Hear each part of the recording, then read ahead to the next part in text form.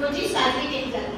महाराजांचा जन्म 19 फेब्रुवारी 1630 रोजी शिवनेरी किल्ल्यावर झाला। शिवाजी महाराजांचे नाव शिवनेरी किल्ल्यावरील शिवाई देवतेच्या नावावरून ठेवण्यात आले। जिजाईंनी शिवनेरीवरील शिवाई देवीला गाणं घातलं होतं की माझ्या पोटी सिंह उतरवून, आणि तिच्याच नावावरून शिवाजी हे नाव त्यांनी ठेवण्यात आलं।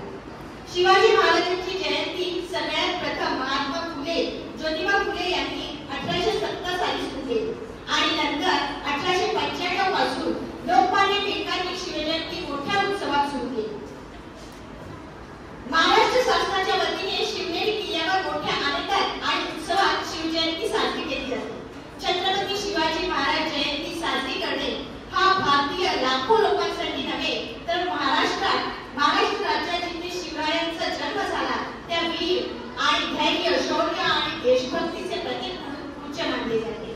हा उत्सव विविध विधी, समारंभ आणि सांस्कृतिक कार्यक्रमांनी साजरा केला जातो। शिवाजी महाराज हे केवळ राजे नव्हते तर ते शौर्य, धैर्य, वैभव, दया आणि औदार्याचे प्रतीक होते। न्यायपूर्ण व समृद्ध राज्य स्थापन करण्यासाठी त्यांनी अथक प्रयत्न केले।